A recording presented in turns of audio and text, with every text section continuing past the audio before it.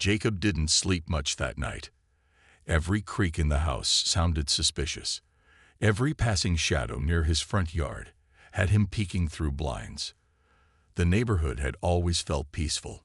Now it felt like a trap wrapped in white picket fences. The next morning, the camera arrived. He opened the package with surgical precision, fingers trembling not with fear, but anticipation. Within the hour, it was installed above his front door, tucked just beneath the overhang, angled for a full view of the porch. Motion detected, cloud-backed, silent. Let them try now. By early afternoon, Jacob headed to the HOA Community Center for a scheduled meeting, one he normally would have ignored if not for the chance to see Karen face-to-face again. Karen Ellison was everything Jacob had expected. Meticulously styled silver blonde hair, pastel sweater draped around her shoulders, and a clipboard that might as well have been welded to her hand. She ruled over Willow Creek like a suburban monarch, her power rooted not in kindness or leadership, but in relentless control. Grass too long. Violation notice. Decorations too tacky. Expect a knock. Jacob waited until the meeting concluded. As neighbors filtered out, sipping lukewarm coffee and chatting about rose bushes, he approached her. "Karen," he began, voice calm, "I wanted to follow up about the package thefts. I've had 3 disappear in less than 2 weeks." She turned, that practiced smile already spreading across her face like frosting over something sour. "Oh, Jacob," she said, with a tone that was both patronizing and amused. "I did see your emails. You must be mistaken. This community is extremely safe. We have a 0 incident rate this quarter." He held her gaze. 0 incidents doesn't mean 0 crime. It just means no one's been caught. That smile twitched. Karen's voice lowered, slipping into something more clipped. "If you're suggesting we have a thief among us, I'd advise you to be very careful with accusations. We don't want to start unnecessary drama, do we?" Jacob felt it. A chill, not from what she said, but how she said it. It wasn't concern. It was a warning. "I'm not accusing," he replied coolly. "I'm gathering facts." Karen tapped her clipboard. "I'll notify our patrol volunteers to keep an eye out. But really, it's likely a delivery mix-up. Perhaps check with Mr. Tran at the corner house. He's known to receive things that aren't his. A convenient scapegoat, of course." As Jacob walked away, he heard her mutter something under her breath, too low to catch, but sharp enough to be meant for him. Back at home, Jacob pulled up the camera feed. Nothing yet. But the air felt heavier, tighter. He sensed it. The calm before the storm. Something was off about Karen. She wasn't just dismissive. She was defensive. Her composure, too perfect. Her answers, too polished. And that little twitch in her smile. It wasn't irritation. It was fear. Jacob never thought suburban life would come with this kind of tension. He'd moved into the Willow Creek neighborhood just 2 months ago, a quiet, manicured slice of paradise on the outskirts of town. Tree-lined streets, fresh-cut lawns, a gated entrance that gave the illusion of safety. It all seemed perfect. Too perfect, maybe. The first missing package didn't raise alarms. It was a set of wireless earbuds. Amazon marked it delivered, but Jacob never saw it. He checked the bushes, asked his neighbor Ed if he'd seen anything. Ed hadn't. Jacob wrote it off as a courier mistake. But then, 4 days later, it happened again. This time, it was a pair of running shoes. He received the "Your package has been delivered" text while making lunch. He checked the porch within minutes. Nothing. Not even the sound of retreating footsteps. It was as if the box had vanished into thin air. 2 disappearances could be coincidence. A fluke. But when a third package, one containing a birthday gift for his niece, also went missing just days later, something inside Jacob shifted. That familiar sting of unease. It dug deeper. He tried to stay logical. Maybe there was a porch pirate lurking around. Maybe the delivery guy was leaving packages at the wrong house. He filed complaints, contacted support, even requested photo proof from Amazon. They provided grainy snapshots of his front porch, clearly showing the boxes right where they should be. So, where were they going? One night, Jacob sat on his couch, laptop open, researching wireless cameras. He didn't like feeling paranoid. But something wasn't right, and the worst part was not knowing who was behind it. It was personal now. Someone was watching his house, watching him, and taking advantage. As he scrolled through camera models, a neighborhood newsletter popped up in his inbox. The subject line made his stomach churn. Community Safety Update. Message from HOA President Karen Ellison. He clicked. Karen's message was cheerful, overly formal. She praised the neighborhood's zero-crime track record, reminded residents to report suspicious outsiders, and closed with a passive-aggressive reminder to keep homes visually tidy, even on delivery days. Jacob narrowed his eyes. It was the way she said outsiders, like no wrongdoing could possibly come from within. He remembered the HOA meeting the week before, Karen's smug tone as she dismissed his concerns with a chuckle and a wave of her bejeweled hand. "You're probably just misplacing them, Jacob. Happens all the time." "No, not this time." That night, with adrenaline pumping and suspicion blooming like wildfire, Jacob ordered a security camera with overnight shipping, set to arrive the very next day. The irony didn't escape him. He was ordering a package to catch whoever was stealing his packages. He sat by the window, staring at the empty porch, and he knew, with unsettling certainty, that someone out there was watching too. Jacob didn't leave the house the next day. He didn't tell anyone about the camera, not even his closest neighbor, Ed, who often stopped by to chat about weather and lawn fertilizer like it was national news. This wasn't small talk material. This was personal. He kept the live feed open on his laptop as he worked from the kitchen table, pretending to focus on lines of code, while his eyes kept darting to the corner of the screen. His porch sat empty in the sunlight, the welcome mat slightly crooked, a new package resting neatly in the center. The trap was set. This time, he ordered something cheap, a phone charger, something no one would miss, something replaceable. But the true value sat in what surrounded it. Pixels, motion sensors, and a silent promise that the next person who stepped up uninvited was about to make a mistake. Hours passed. Wind rustled through the trees. A jogger trotted by with a golden retriever. The mail truck rolled up, paused, then moved along. Nothing. Jacob stood to stretch, making a cup of coffee just as his soft chime echoed from his laptop. Motion detected. Front door. He turned and froze. On screen, a figure strolled into view like a ghost walking through daylight. Casual, practiced, intentional. Blonde bob. Sunglasses. A powder blue cardigan tied around her shoulders like a politician on a campaign trail. Karen. Jacob's heart pounded as he leaned closer, barely breathing. She didn't hesitate. No pause, no knock, no clipboard excuse. She glanced around with that same performative grace she'd worn at the HOA meeting, then bent down, picked up the package, and slipped it into a canvas tote slung over her arm. No urgency, no guilt. She even adjusted a small ceramic gnome near his steps, like she was tending to her own garden. Then she walked away. Jacob sat in stunned silence, blinking at the footage looping in front of him. His ears rang. His chest was tight. It was her. No doubts. No shadows to hide behind. Clear, full face. Caught. His mind raced. Why? Why her? Was it greed? Spite? Some twisted form of control? Or had she been doing this to other residents too, hiding behind her position like it gave her a shield? He replayed the footage. Again. Then again. Zoomed in. Saved copies. Uploaded backups. This wasn't just neighborhood drama anymore. This was evidence. And the most unnerving part, her face. Not a flicker of panic. Not even when a car passed by. Karen wasn't afraid of getting caught. she didn't think she could be. Jacob stared out the window, heart still racing. The porch was empty again. The package was gone.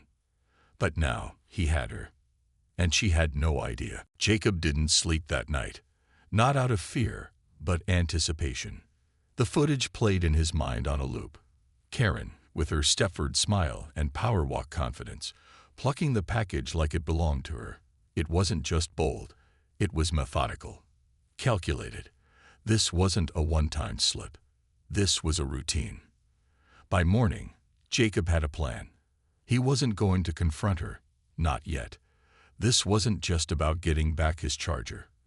It was about exposing a facade, unraveling whatever little empire she thought she ruled over. And he wasn't going to do it alone. He logged onto the neighborhood Facebook group, Willow Creek Watchdogs, and created a burner account. Porch Host 37. No profile picture. No real name. Just one post. To the Willow Creek residents who've lost packages over the past few months. You might want to check your security footage. You might see someone you recognize. Someone who loves tennis. And HOA meetings. Attached to the post was a still frame from the footage. Karen mid-reach. Fingers brushing the box. Sunglasses reflecting the porch camera like twin mirrors of guilt. He hit post. Within 10 minutes, the comments exploded. Wait, is that Karen? OMG, I knew it wasn't the delivery guys. She took a package from me back in March.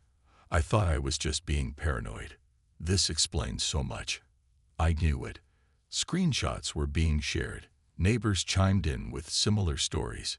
Missing boxes, mysteriously reappearing items, odd behavior.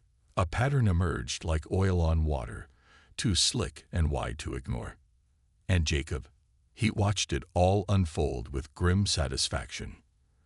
Later that afternoon, he stepped outside to check the mail, his eyes drifting across the cul-de-sac.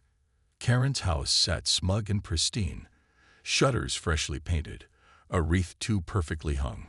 She stood on her front lawn, gossiping with another neighbor, laughing, completely unaware that the digital noose was tightening. As if on cue, she spotted him. Jacob, she called, raising a hand in a wave. Hope you're having a better day. Her voice was saccharine sweet. Jacob forced a smile. Oh, it's about to get a lot better. She paused. That twitch in her smile returned, just for a second. And then it was gone, masked by a chuckle and a pivot back into small talk. But she knew, or at least, she felt something coming. By nightfall, Jacob's burner inbox had messages from 3 neighbors offering footage of their own. One even had a video from a Ring camera, Karen bending down on their porch last week, wearing the same outfit. He stitched it all together in a single folder, a highlight reel of hypocrisy. Tomorrow, he'd be visiting the police station. But tonight, he sat back with a drink in hand, watching the camera feed, just in case she came back. Because if Karen wanted to smile for the camera again, she'd get her close-up. By morning, the quiet streets of Willow Creek were buzzing like a live wire. Karen's image was everywhere, posted, shared, and dissected. The HOA queen had officially been dethroned by the court of public opinion, and Jacob was the silent spark behind the fire. But this wasn't over. Jacob stood in line at the local police precinct, a USB drive clutched in his palm like a loaded weapon. When his turn came, he calmly explained the situation to the attending officer, laid out the timeline, then handed over the evidence. The officer raised an eyebrow as he clicked through the footage. She really didn't try to hide it, he muttered. That's bold. Arrogant, Jacob corrected. She thinks the rules don't apply to her. The officer gave a nod. They're about to. Back in Willow Creek, the fallout had already begun. One of the neighborhood dads posted a side-by-side of his missing Bluetooth speaker and a photo from Karen's infamous garage sale last month.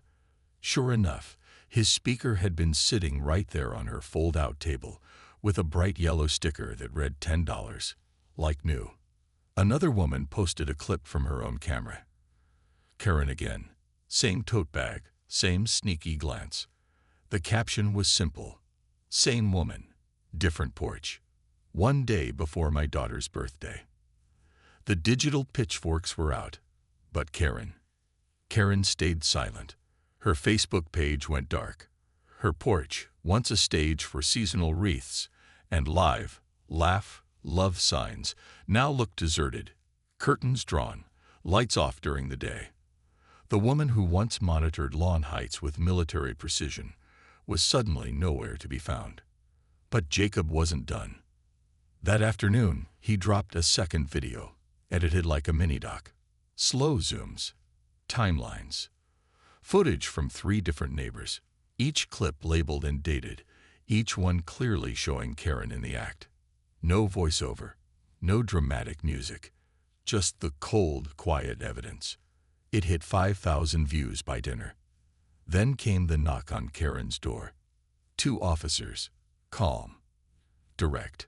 When she opened the door, Jacob watched from his window as she tried to play the same game. The innocent blink, the confused head tilt, the, "Oh dear, this must be a mistake." But then they showed her the footage. The shift was instant. Her smile froze. Her hand dropped from the doorframe. She started saying something, fast, anxious, almost rehearsed. But they cut her off. Words turned to raised voices. The HOA president tried to step back into her castle, but the drawbridge had collapsed. She was escorted down the walkway in full view of the neighborhood she used to command. A camera snapped. A voice muttered, "Told you."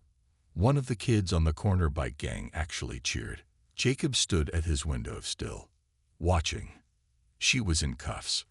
But something about the way she turned her head, just before they shut the patrol car door, made his stomach twist. That wasn't defeat in her eyes. It was something else. Something colder. The arrest should have ended it. But it didn't. If anything, it cracked open something deeper, something uglier. By the next morning, Willow Creek was in chaos. Police cruisers made another pass through the neighborhood. News vans camped outside the gates. A local station ran the headline. HOA president accused of package theft. Dozens of victims come forward. Jacob thought he'd feel satisfaction, relief, maybe even victory. But instead, he felt like he'd kicked over a rock and uncovered something writhing beneath it. Neighbors he'd never even spoken to began knocking on his door. Some were supportive, grateful, even. Others were panicked, scared. One elderly man, Mr. Fenton from 2 doors down, said something that stuck with Jacob long after he left. "I think she was keeping a list. People who annoyed her, violated the rules, left trash bins out too long. One of my packages had a letter inside, a warning. She denied it, said I was forgetful. But now, I'm not so sure." That same afternoon, the police returned with a warrant. Jacob stood outside with half the neighborhood as they entered Karen's house. What they found made headlines by sundown. Hundreds of unopened packages, stolen mail, a wall of labeled bins, each marked with house numbers and dates. And most disturbing of all, photos, dozens of them. Karen had been keeping surveillance, not just HOA violation photos, spy photos, candid shots taken through windows, zoomed in porch angles, blurry figures caught walking into their own homes. It was beyond theft. It was obsession. The media ran wild with it. She wasn't just a thief. She was the self-appointed overseer of a gated kingdom. And no one saw it coming. But Jacob did. Because while everyone focused on the photos and the packages and the bins of labeled evidence, Jacob noticed something else. Something the officers carried out under a plastic cover. A hard drive. His stomach sank. Later that night, unable to shake the feeling, Jacob scrolled through the Facebook group again. One of the newer posts made his blood run cold. Anyone else notice Karen's cameras? They weren't just watching the sidewalk. They were aimed at our homes, our windows, our livees. He looked up at his own living room ceiling. At the corner of the room facing his couch, Karen had never been inside his house. Had she? He shot out of his seat and checked the windows. every curtain, every blind. He scanned the porch again, then replayed his security footage from the day before Karen was caught. One detail he'd missed before, something so subtle, but now impossible to ignore. A black car idling across the street. Not parked, just watching. Engine running. Not Karen's, someone else's. That night, Jacob didn't sleep, because the house of lies had collapsed, but something darker had been hiding in its shadows. And now, it was awake. The sound of his own heartbeat was louder than the night. Jacob sat motionless at his kitchen table, lights dimmed, blinds drawn tight. His laptop glowed softly before him. Screen paused on the frame that had shattered his illusion of control. The black sit-in. No plates visible. Tinted windows. Just watching. He rewound the footage, played it again. The car rolled up 20 minutes before Karen arrived. It didn't stop like a lost driver. It didn't move like a delivery. It just sat there, idle, silent, surveilling. And the moment Karen stepped off Jacob's porch, package in hand, the car rolled forward, slow and smooth, and turned down the next street. Why? He pulled out a notepad, scribbled down the timestamp. He started scrubbing through older footage. 2 weeks back. 3. Patterns emerge. Same car, same spot, different days. Always parked just long enough to not raise suspicion. Never the same time of day. His stomach tightened with every passing clip. Karen was a thief. But this was something else. The next morning, he returned to the police station with a new file and fresh urgency. But this time, the response was different. The detective, a man named Halvorsen, leaned back in his chair, arms crossed. He watched the video silently, jaw tense. When Jacob finished laying it out, the silence in the room was thick enough to suffocate. Halvorsen finally spoke. "We've seen this car before." Jacob blinked. "What?" The detective nodded, slowly. "Another neighbor reported someone photographing kids at the park last month. Same vehicle description. No plates. Same slick timing. We assumed it was a fluke, until now." "Do you think Karen was working with someone?" Jacob asked. Halvorsen hesitated. That, or someone was watching her too. The idea chilled Jacob to his core. The predator had been preyed on, or partnered with something bigger. The detective promised to look into it, but his expression was troubled. Jacob could tell. He was out of leads. Back at home, Jacob's mind raced. He replayed Karen's arrest in his head. The moment she was cuffed, how her expression didn't crumble. Instead, it sharpened, calculated. What if her silence wasn't fear? What if it was protection? Not from the neighborhood, not from jail, but from whoever was really pulling strings. That evening, as darkness slipped over the cul-de-sac like a velvet noose, Jacob went outside. The porch light flickered once, then came back on. He scanned the street. Empty. Quiet. But the stillness felt wrong. Then a soft noise behind him. A whisper of motion, like footsteps over grass. Jacob turned sharply, eyes locking onto something tucked beneath the bush beside his porch. A small object. Shiny. Blinking red. He reached down slowly, heart in his throat. A tracker. Not Karen's. His. And as he stood there frozen, realization crashed into him like a freight train. Someone wasn't just watching Karen. They were watching him. Jacob stared at the blinking red light in his palm. It pulsed like a heartbeat. Not Karen's. Not the HOA's. His. Someone had planted a tracker under his bush, beneath the camera, beneath his awareness. And suddenly, the roles reversed. He wasn't the watcher anymore. He was the target. He took it inside like it was radioactive. Set it down on the counter. The device was small, sleek, military-grade looking. Not something you bought off Amazon. Whoever planted it wasn't some bored teenager or nosy neighbor. This was next-level surveillance. He checked his laptop. The porch cam hadn't caught anyone approaching, which meant They knew where his blind spots were. Jacob's breath came shallow. He swept the house, every room, every vent, socket, shelf. He found 2 more. A second tracker in his bedroom vent, a hidden mic beneath his desk. His house wasn't his anymore. It was a listening post. By the time night fell, Jacob wasn't just shaken. He was spiraling. Whoever this was, they had been inside. Probably more than once.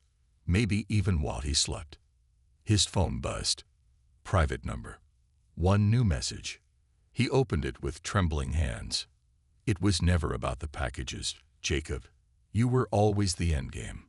His blood turned to ice. Suddenly, all of it clicked into place. Not in a way that made sense, but in a way that made everything worse. Karen's expression during the arrest. Her silence. Her knowing glance. The black car. The devices. It hadn't started with Karen stealing. It had started long before that. She was the distraction. A decoy. A pawn meant to stir the hive and bait the spider out of its nest. Him. He'd caught her. But someone had caught him first. He yanked open drawers, grabbed an old duffel bag, stuffed it with a laptop, hard drives, some cash. He powered down the cameras, shut off his phone, and reached for his car keys. That's when he saw it. An envelope, slipped under the door. No name, no stamp, just a USB drive taped to the back, and a handwritten note. You were fun to watch. He didn't move for a full minute. Then, with trembling fingers, he slid the USB into his laptop. There were videos. All of him. Sleeping, brushing his teeth, arguing on the phone, sitting at his desk, researching Karen. Footage from inside his house. He clicked the last file. It was live feed. Of his own living room. Behind him. Slowly, he turned. Nothing. But then, a soft click. From the hallway, Jacob grabbed the camera from the desk and ran. Out the door, down the street, into the blackened neighborhood. Lights off. Windows shut. No one came out to help. Because no one was left to trust. And somewhere, behind a screen, a second watcher leaned back and pressed record.